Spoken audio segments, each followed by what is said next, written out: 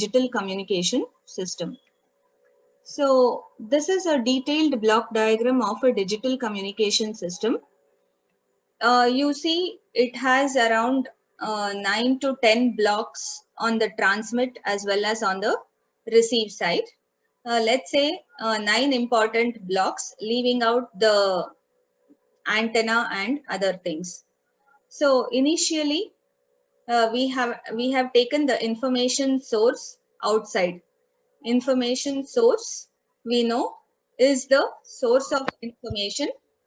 It can be either audio, it can be video, it can be any form of data, it can be temperature, pressure, so any value to be sensed, whatever, oxygen level. So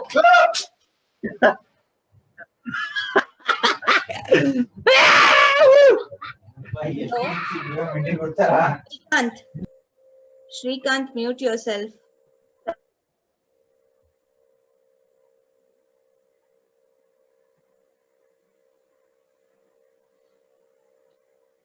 Okay.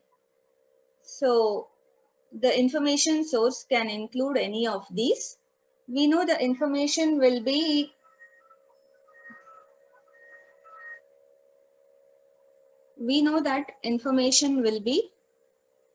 converted from analog to digital form. Most of the information sources generate information in analog form.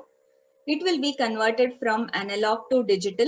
So in this format, within this, you have A to D converter. Then we have, in this A to D converter, we'll say sample and hold circuit and a quantizer. Okay. And you can have a pulse code modulator or so. So this format part will include a sample and hold circuit, a quantizer, and a form of pulse modulation like PCM or delta modulation or anything else, adaptive delta modulation, whatever is possible. So once we have the data in digital format, that is this formatting circuit. Once we have, we call them as digital input MI or the message symbols. These message symbols will be passed through a source encoder. We already know what a source encoder does. It converts the symbols into binary data or bits, and it will also remove redundancy in the input message, or in effect it will also compress the data.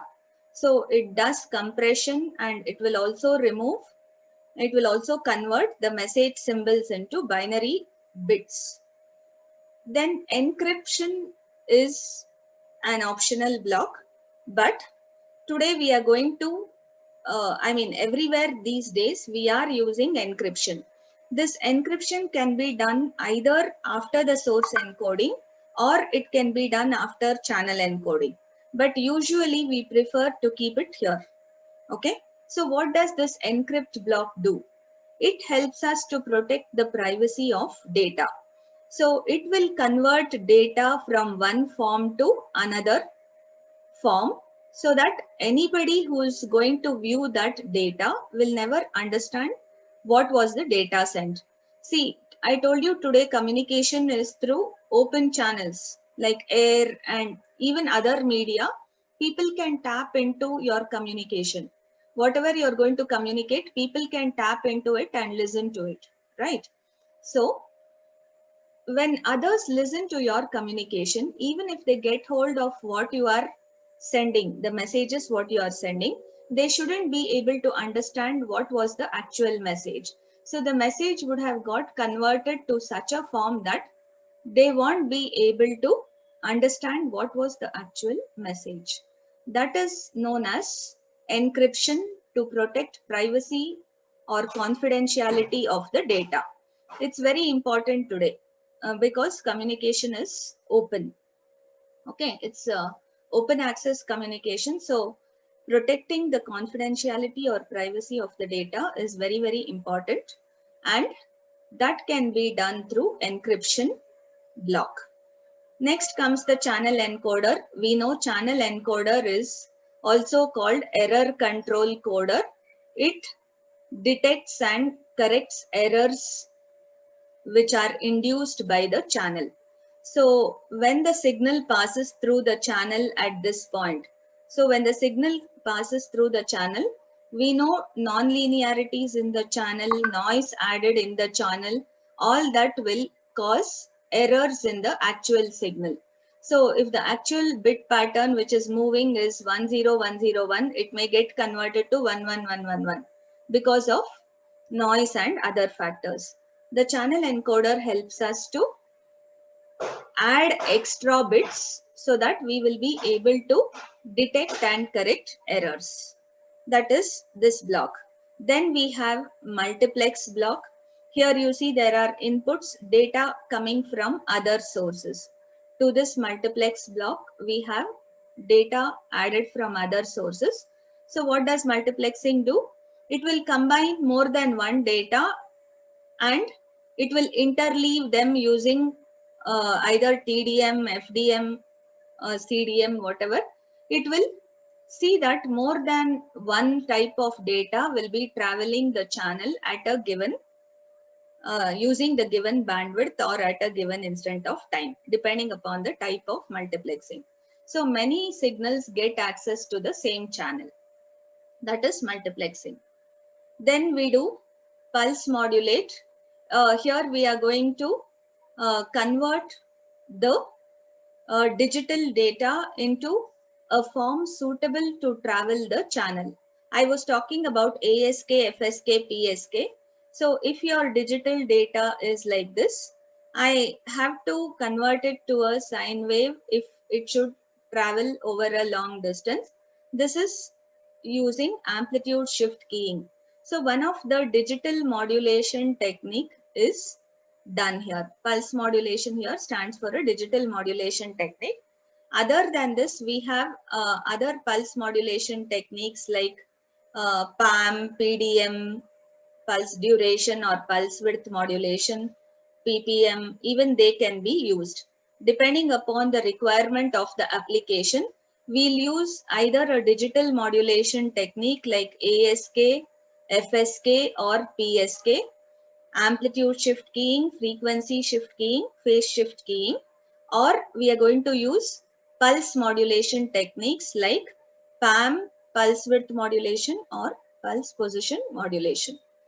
Then we will say band pass modulate, where we are going to convert this from baseband signal to band pass. Baseband stands for low frequency. A baseband signal is a low frequency signal, the signal as it is. And band pass stands for a high frequency signal. We will shift it to the vicinity of a high frequency known as the carrier frequency. So these two steps put together will be doing this job. Okay. So initially, if I use one of these pulse modulation technique like PAM, PDM, PPM here, I'll be doing this ASK, FSK, PSK in the next step. Band pass modulation is ASK, FSK, PSK, where I'm going to convert the square-like or pulse-like signal into some sinusoidal waves so that we are going to enable it to travel a long distance over the channel. Okay. So in pulse modulation, I may do PAM, PDM or PPM. In band pass modulate, I will do these ASK, FSK, PSK. So the combination can be used together. Now, the next block here is called frequency spread. What is this frequency spreading? This, we are going to study one whole module dedicated to this, which is called spread spectrum techniques. So what is frequency spreading? Frequency spreading is a technique wherein we are going to increase the bandwidth of the signal. So if the actual signal occupies this range of frequencies, say from minus FC to plus FC or something like that, if the signal is there, I am going to extend this over a much larger range. I am going to spread this signal over a much larger range of frequencies. Why do we do this? We do this so that in order to provide additional protection for a signal, so that anybody who listens to the signal or who is able to capture the signal from the channel will identify it something similar to noise. When I'm going to spread the signal over a very large bandwidth, it appears like noise. The signal is going to look like a noise signal to anybody who tries to capture it. Any unwanted listener, see, we already have done encryption to protect the privacy of data. But in spite of that, there are proper decryption techniques. Every encryption technique is clubbed with a corresponding decryption, and there are chances people will be able to do it, find the data by some trial and error, right? You would have watched some movies, Imitation Game and all that. Have you watched? Where during Second World War, World War II, the Germans had designed one machine, Enigma. Anybody has Yes, watched? ma'am. Yeah. Yes, ma'am. Yes, Yeah. ma'am. In that movie, you would have seen that Enigma was designed and they would encrypt and send. But here, the British were able to design a corresponding decryption machine and they were able to decrypt. So it is possible to decrypt even when we encrypt at some cases. So as an additional precaution, we are going to convert the actual signal which occupies a certain bandwidth to a signal which occupies a much higher bandwidth known as spread spectrums. We are going to spread the signal, okay, frequency spreading of the signal, so that it is going to appear like noise to anybody who will take out that signal from the channel. So we'll be studying multiple techniques under this also. And finally, the last block is multiple access block. We are going to talk about multiple access technique, which is similar to multiplex, but the difference between multiplex and multiple access is here one common channel or common bandwidth, common transmission should be accessed by multiple people. Say there is a common channel, for example. I have a common bandwidth of frequency, say 10 gigahertz or so. This should be accessed by all. This is a, say, some TV, Star Sports or something, some TV transmission.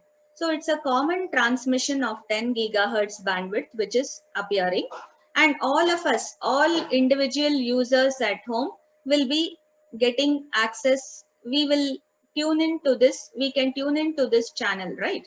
It's a common 10 gigahertz Star Sports transmission which is coming. Each of us can sit at home and access that common transmission. So that is called multiple access. Many people are getting access to the common signal. Okay. Whereas what is multiplex? Multiplex means if I have this 10 gigahertz common bandwidth, many signals get to transmit within 10 gigahertz. I have Star Sports transmitting, you have Z transmitting, you have colors, whatever. So you have multiple different signals transmitting on the same channel. That is multiplex. Whereas multiple access is whatever data is available commonly can be accessed by multiple individual users, separate users. That is multiple access. Okay. So in multiple access also, we will study frequency division multiple access, time division multiple access, code division multiple access, space division multiple access, so on. So the names look familiar. So please understand the difference between multiplex and multiple access. Okay. So multiplex is like sharing the available resources by many users. Multiple access is multiple users getting access to use this same resource. So many users can get to use the whole complete resource That is multiple access. You are getting an access code or you are getting some kind of access. When you log in, you can access that resource. That is multiple access. Okay. Hope you understood. If you understand everything on the transmission side, the receiving side is just the opposite task. Finally, XMT stands for transmit. You can have any type of channel, wired, wireless, whatever. So if you have a wireless channel, you will use a transmitting antenna here. You have to transmit using an antenna. If you have a wired channel, you'll be connecting a optical fiber or a copper cable or anything, and you're going to transmit it. And finally, on the receiving side, once you receive it through the receiving antenna or through the receiving cable, you'll just do the reverse process of multiple access. Frequency despread. Here we had spread the frequency. Here we will despread. We'll convert from this spread frequency back to the original frequency. We will demodulate. So band pass demodulate, then pulse demodulate, demultiplex, decode, channel decode, decrypt, convert back from the encrypted form. So it's like encryption is something like this. Say if two people are speaking in English, I'll convert this English like text to something in Sanskrit or say Hindi, Sanskrit or Hindi. Those others might not know. People listen assuming that you are in England or somewhere where people don't know Sanskrit and Hindi. So it's like you're converting the complete text to a not understandable format. And decrypt is converting back from that not understandable format to the original text in English. Then we'll do source decoding, where we will add back we will decompress the signal and we will get back the original message symbols, and then we will convert those message symbols into audio, video or whatever type of data, and we will use it in the destination or the information sink. Information source and information sink are the source and destination. Is this clear? And here in the center, you can see from where to where we have bit streams. After this format block, what we have is we'll be working with bit streams till this pulse modulate block. After the pulse modulate block, we will be working in this form of digital baseband waveform, PAM, PA, PDM or PPM. And after this band pass modulate, we will be working in sine or cosine waveforms like this. Say if I use FSK, I will be transmitting a high frequency for symbol 1 and a low frequency for symbol 0. So here we are going to work with sinusoidal waveform like signals. Please understand this so that you will get a clear understanding of how a communication system works, how a digital communication system will work, what type of signals will be present at each of these points is this. Okay. And all those shaded blocks are optional. Those blocks which are not shaded are essential or compulsory. So remember here, source encoder, encryption, channel encoding, multiplexing, frequency spread, multiple access, they are all optional blocks. But in order to increase the efficiency of communication, we include those blocks. Okay. Whereas the others, the information source and formatting block, converting from A to D, sample and hold, quantize, pulse encode, then the pulse modulate, band pass modulate blocks, the transmit block, they are all essential blocks in communication. We can't do without those blocks. We can't communicate. Is this clear? Hope you have a clear idea of what are the various steps. Our digital modulation today, I mean digital communication today involves all these blocks. Okay. We work with all these blocks in our digital communication systems which are using today. For example, our classroom now, Zoom classroom or Google Classroom, whatever you use, we'll be having all these blocks present in our transmission. Each of these blocks we will study separately. You have already studied about the source encoder, channel encoder, and how to the format block. In the format block in PCS, source encoder, channel encoder in ITC. So the other blocks which we haven't studied will be studying here. Any doubts with this? This is the actual syllabus for our subject. 18 EC 61 is the subject code. Number of lecture hours will be 5 hours, but we are given only 4 hours per week. So we may run short of time.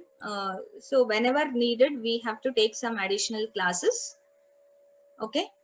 And the first module, you can just have a look at course learning objectives. It will enable you to understand mathematical representation of signal, symbol, noise. It will help you understand the concept of signal processing of digital data and signal conversion to symbols at transmitter and receiver.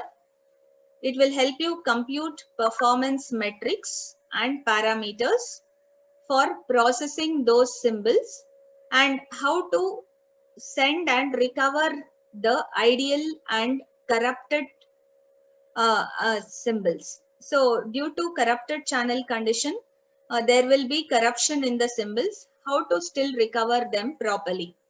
Okay. So usually you will see why we say corruption. So if I transmit a signal which looks like this, after some time that signal becomes something like this. After some more time, it can spread like this. After some more time or some more distance, this is how the signal goes on getting corrupted.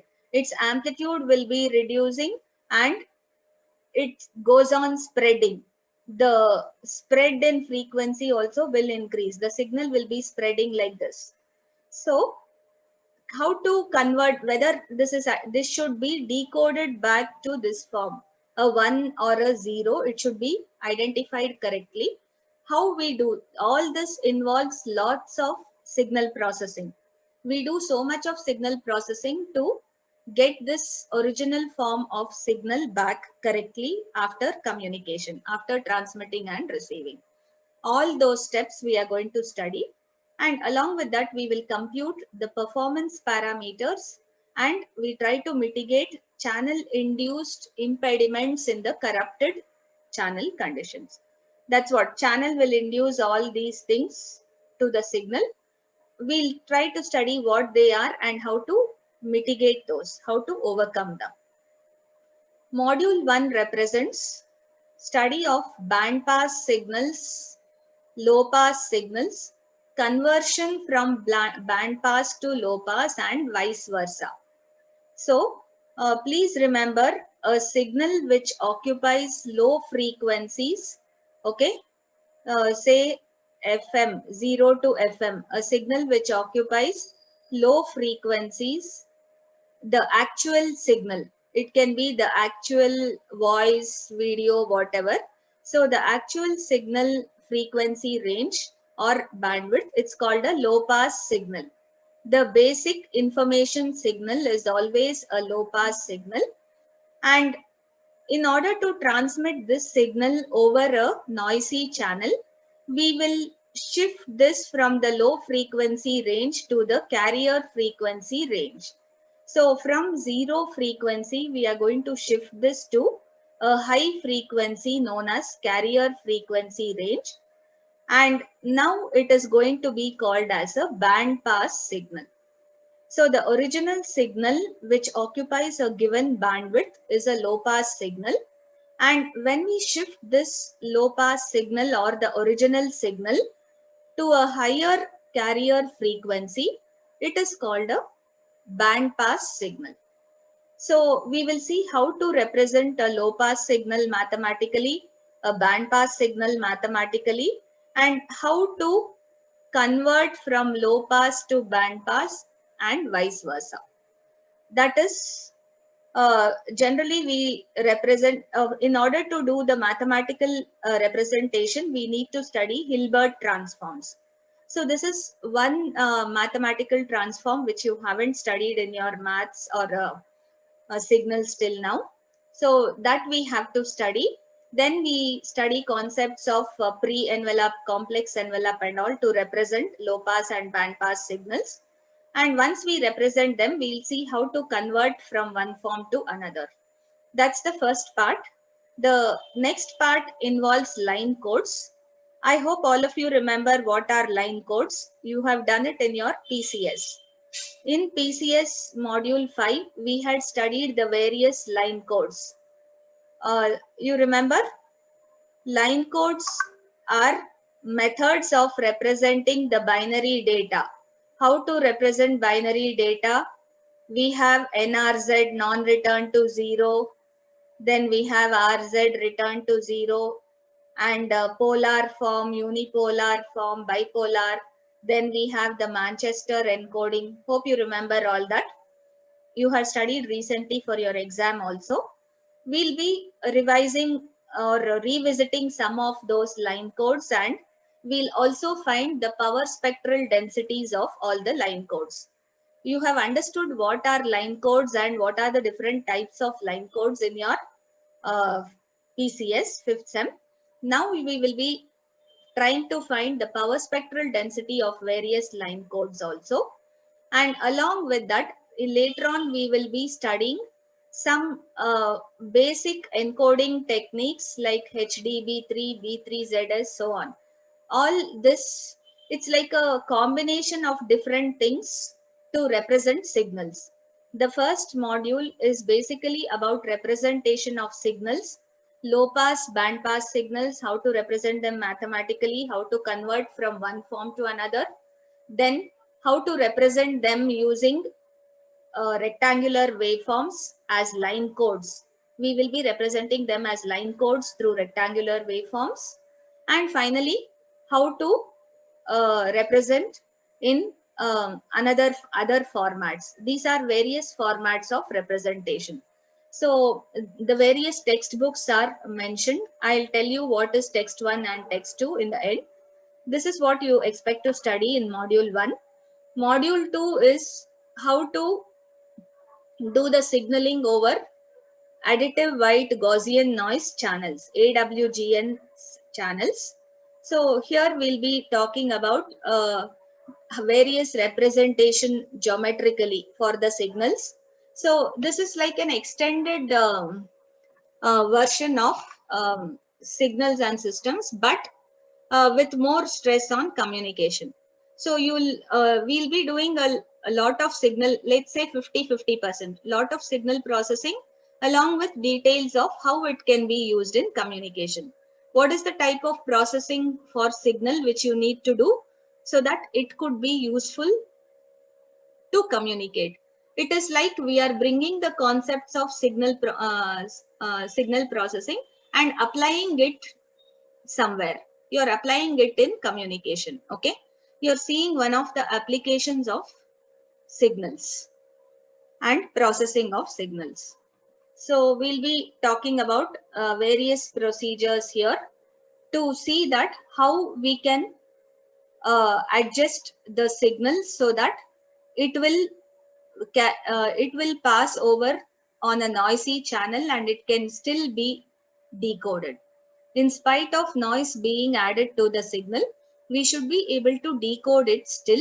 How that could be done, all that different types of decoding we call maximum likelihood decoding, receivers like correlation receiver, match filter, all that we will do it in module 2.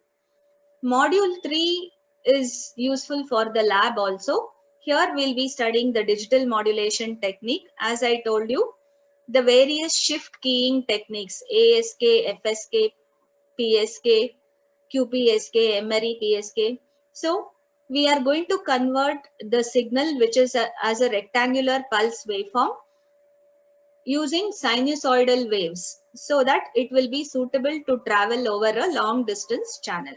Okay, that is digital modulation, and we'll be doing various analysis like finding the bit energy to noise ratio, finding the probability of error, all that for each modulation technique. Okay. And module 4 is about how to communicate over a channel which has a limited bandwidth. When we transmit a signal over a channel which has limited bandwidth, we have certain problems which occur in the signal, and we have to process the signal to overcome these problems. So we have some problem known as ISI. Last time you had studied. Can somebody tell me what is ISI? Full form of ISI? Anybody?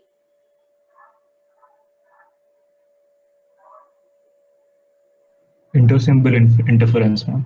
Exactly. It is intersymbol interference. So when we transmit when you transmit symbols like this, actually when it goes over the channel, it will be spreading like this. And when the spreading is such that one symbol interferes with the another, overlaps with another, we call it as ISI. So we will see all these things happening. Okay. And how to overcome, how to control ISI, what we need to do. We'll use equalizers, we will use different types of signals to control this. We'll be studying details of.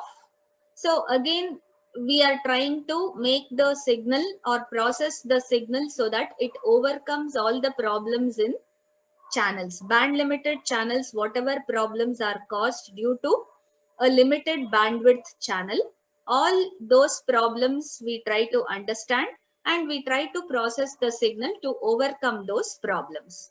Okay, that's why I told you this subject is a healthy mix of signal processing and communication. You can think of it as how to use application of signal processing for communication. And as I told you, the last module is about spectrum spreading. Why do we need to spread the spectrum, and what are the different techniques for spectrum spreading? What are its advantages? How to find the probability of error and the different techniques to do it. This we will be studying. So your prescribed textbooks are Simon Haken, author, Digital Communication Systems, the first edition or 2014 edition by John Wiley and Sons, who are the publishers. And along that is text 1. Most of the things are from text 1, but some this module 5, that is spread spectrum, is from text 2. And you also have what is this? The communication through band limited channel, a portion of it from text 2. Otherwise, generally everything else is from text 1 only. Second textbook is John Prokias and Masood Salehi. Title is Fundamental of Communication Systems. Again, 2014 edition, Pearson Publishers. Okay. These are the two prescribed textbooks. These two are actually quite sufficient. If you are buying, you buy Digital Communication System by Simon Haken. This part, the second part, you can take a Xerox if needed, or you can take it from library.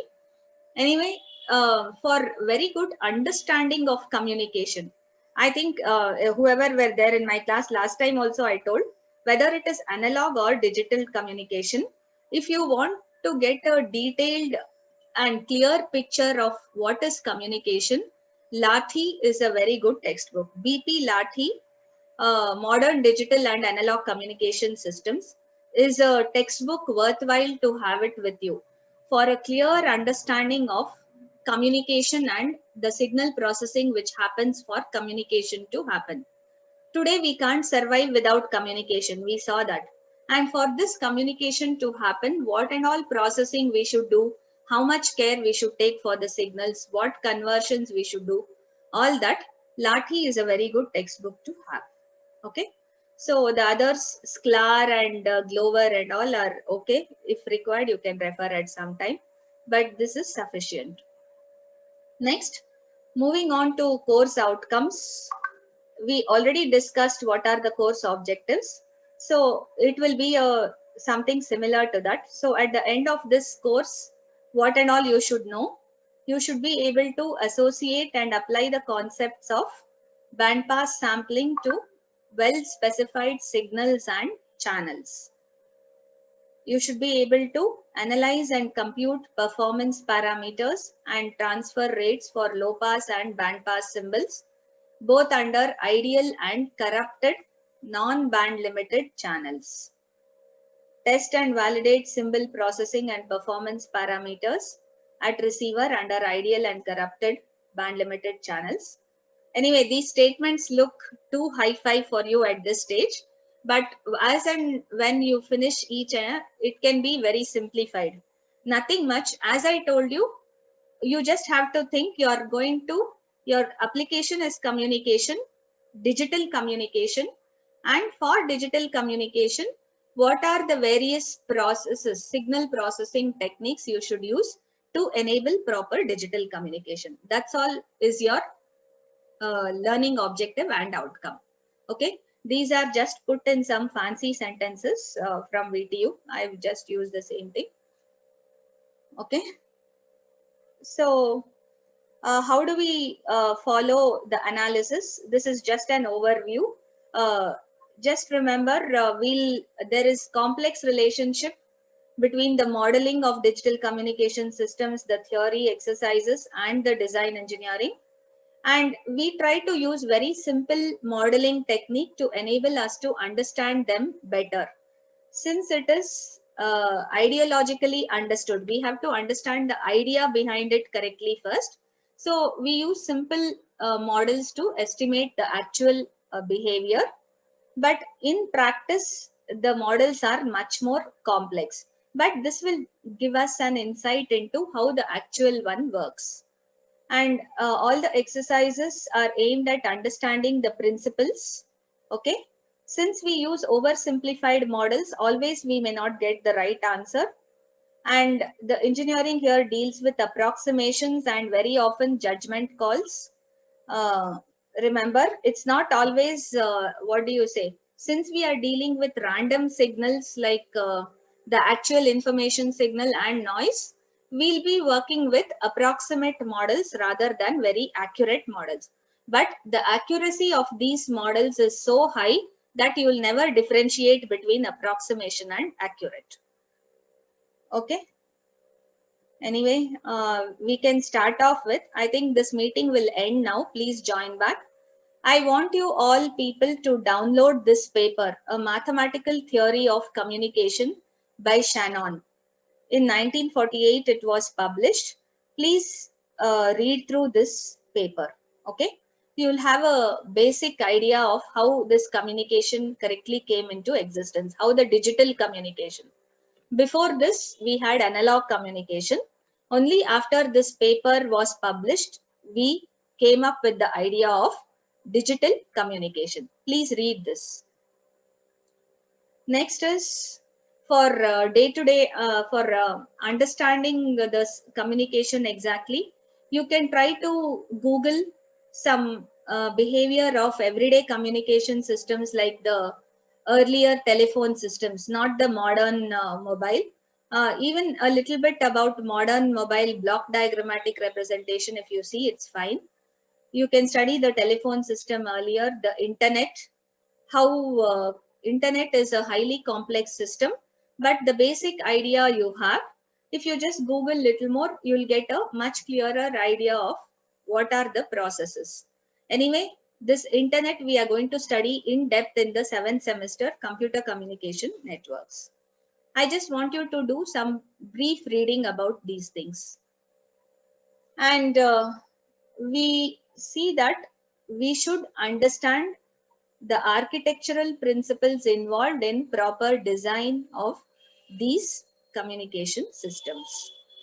And the key for it is layering. I told you we'll split the total communication task into 7 layers, the OSI model, you remember? And we'll split the tasks into multiple layers, and layer wise we are going to study. So now we are going to study the physical layer basically. A little bit of the second layer called data link layer, but the physical layer of communication is what we are essentially studying in digital communication. And we should have standardized interfaces between the layers, which will help us do proper design. Okay, so the topics in module 1 are, as I told you, we already saw this. I'll just run through this. Hilbert transforms, pre-envelope. So you have to refer text 1 for all these. You can have a note of all this, or as I told you, it involves 50% or more of signal processing, and another 50 to 40% of communication. So there is lots of things involved, lots of derivations, lots of equations. You have to write and practice, which is the best way to learn and remember. Line codes we will study again from text 1, chapter 6, 6.10, and finally overview of three additional representations of the signals, HDB3, B3ZS and B6ZS, again from text 1. 7.2 is the reference. So it's clearly mentioned from where we should study. Everything is from text 1. Okay. I don't know why the meeting did not end. Anyway, it is continuing. Good for us. We needn't log out and log in again. Let's move on to the first topic, that is Hilbert transform. So as I told you, till now you have studied so many different transforms. Fourier transforms you have studied, Laplace transforms you have studied, Z transforms. All these transforms will change from time domain representation of the signal to frequency domain representation of the signal.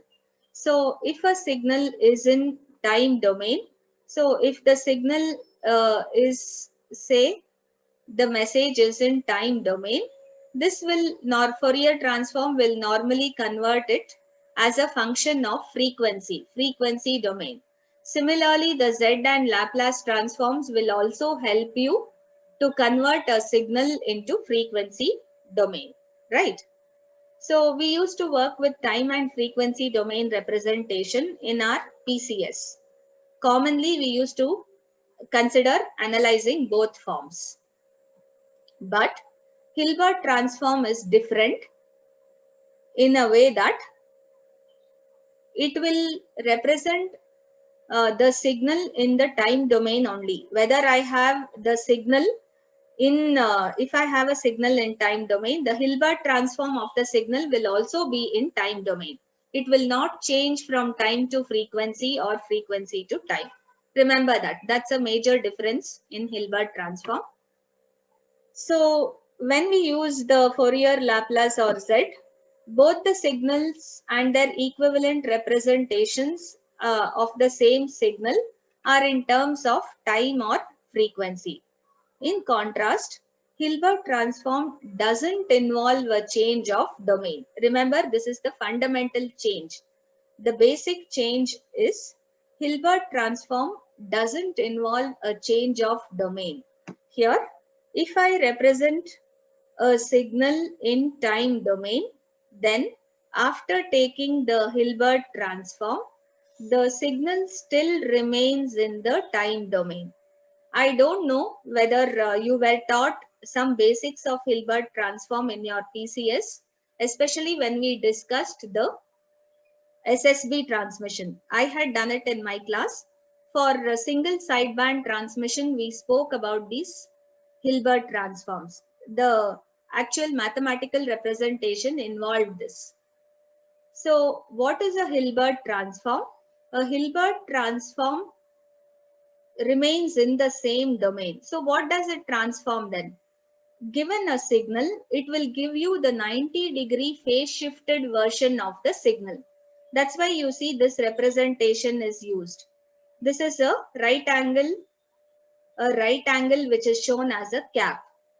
The representation for the Hilbert transform of a signal will involve this cap-like representation, which represents the 90-degree angle or the right angle. So understand what is a Hilbert transform. It simply gives you the 90-degree phase shifted version of the actual signal. It will still be in the time domain only. The domains will not change. Okay. So strictly speaking, Hilbert transform is not actually a transform, but we still call it so. First, result of Hilbert transform is not same as the original signal. It will be a completely different signal. That's why it is justified to be called as transform. If it was same as original signal, then we need not have called it as transform. It is going to transform the signal.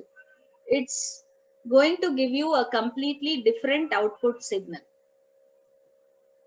Second, Hilbert transform doesn't involve a domain change. The signal x of t is in time domain. Its Hilbert transform represented as x cap of t is still in the time domain or the same domain. So Hilbert transform of a signal x of t is a signal x cap of t whose frequency components lag the frequency components of the original signal by 90 degrees. I was telling you about the 90-degree phase change. And when I say 90-degree phase change, it is always a phase lag. Please remember, the Hilbert transform of a signal is the 90-degree phase lagged version of the given signal. So if the given signal is represented as x of t, its Hilbert transform is represented as x cap of t. X cap of t has exactly the same frequency components which is present in x of t. So if x of t has a set of frequencies, x cap of t will also have the same bandwidth, same set of frequencies. No change in frequency, same amplitude also, except a change in phase. There is a 90-degree phase lag or a phase delay. Okay. So please remember, amplitude and frequency components of the original signal and its Hilbert transform are the same. Only point is there is a 90-degree phase lag or a phase delay. So for example, we'll take one of the simplest signals used in communication, which is the cosine signal. So let's consider x of t is a cos 2 pi f naught t plus theta. Anyway, it's optional to take this theta. This is the standard representation of a cosine, right? A is the amplitude, f naught is the frequency of the signal, and theta represents the phase angle of the signal. Actually, both this 2 pi f naught t plus theta, all this put together, we call it as the angle of the signal. Angle modulation, we studied last time. Now, if I want to find the Hilbert transform of this signal, all I have to do is this x cap of t is equal to a cos 2 pi f naught t plus theta, the given signal, minus 90 degree. Introduce a phase lag of 90 degree. Then what would the signal change to? Cos A plus or cos A or cos theta minus 90 will be sin theta, right? So cos theta minus 90 or whatever you take, whenever you have a phase lag introduced, cosine becomes sine. So you see this becomes a sine 2 pi f naught t plus theta. Introducing a phase lag of 90 degree will change a cosine to a sinusoid. As simple as this. Hope you understood what is a Hilbert transform, how it does not change the domain. It will keep it in the time domain, only it will introduce a phase lag of 90 degree. So when you subtract 90 degree from the given signal, a cosine will change to a sine. This is how we represent if m of t is the input, Hilbert transformer. We call this box as the Hilbert transformer, which will introduce a 90 degree phase lag. So minus 90 degree. will happen to get m cap of t, which is the Hilbert transform. Now, we'll take some more examples. What will happen to an exponential signal if we introduce a delay of 90 degrees or pi by 2 radians? 90 degree in radians is pi by 2. E power j 2 pi f naught t, what will it become? It becomes e power j 2 pi f naught t minus pi by 2, which will become minus j e power j 2 pi f naught t. If it is difficult for you to analyze in this form, you can use the Euler's identity. You know e power j theta is equal to what? Cos theta? Yes? Hope all of you remember this Euler's identity, right? We have used this many times last time. In PCS and all, we would have used this Euler's identity often.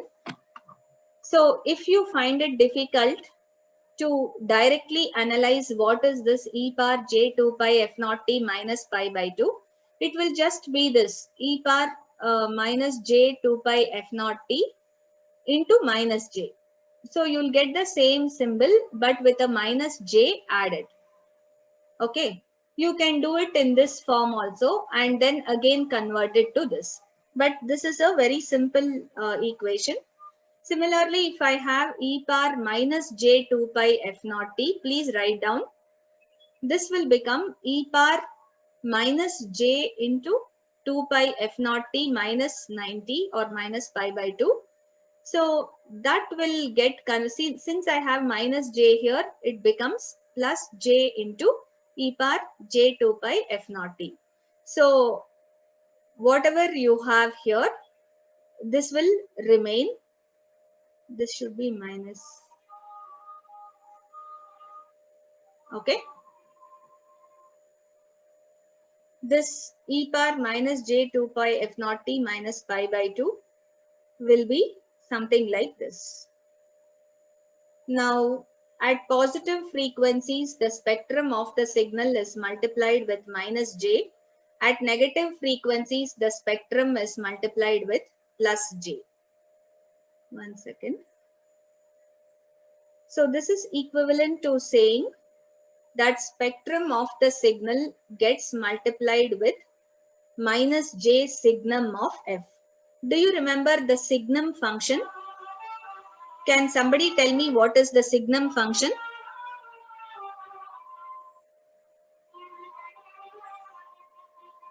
Anybody? Please unmute and answer.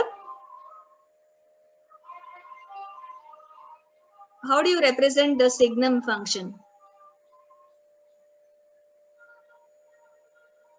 Any of you?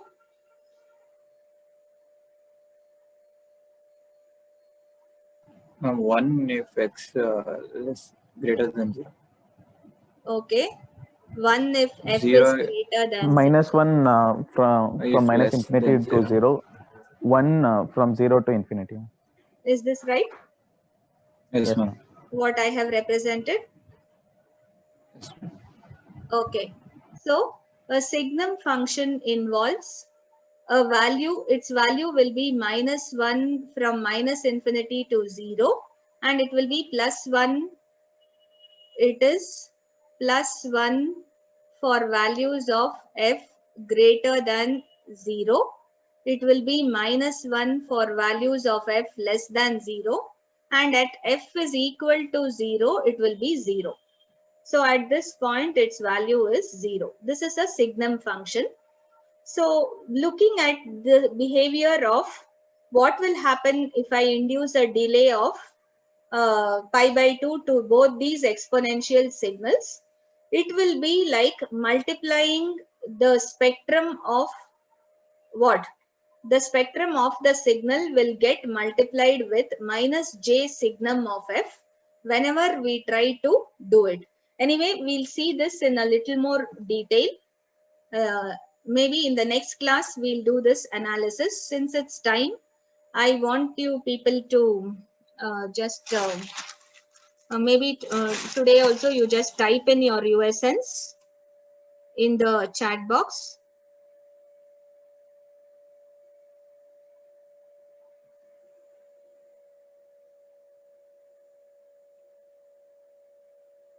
You can have a look at these equations. What exactly is the meaning of Hilbert transform of a signal in terms of a mathematical equation? So we are going to mathematically analyze these things. What would be the meaning of Hilbert transform mathematically?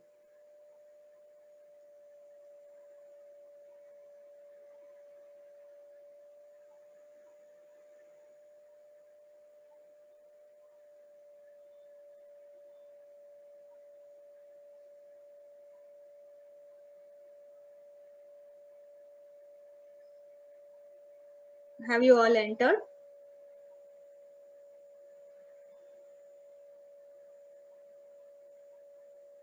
What type of operation is this?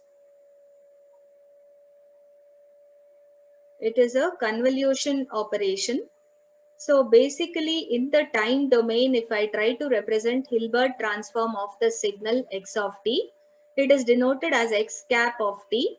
It is convolution of the given signal x of t with 1 by pi t. Having a delay of 90 degrees is like convolving the given signal with 1 by pi t. Okay. So how do I represent this convolution? 1 by pi is a constant.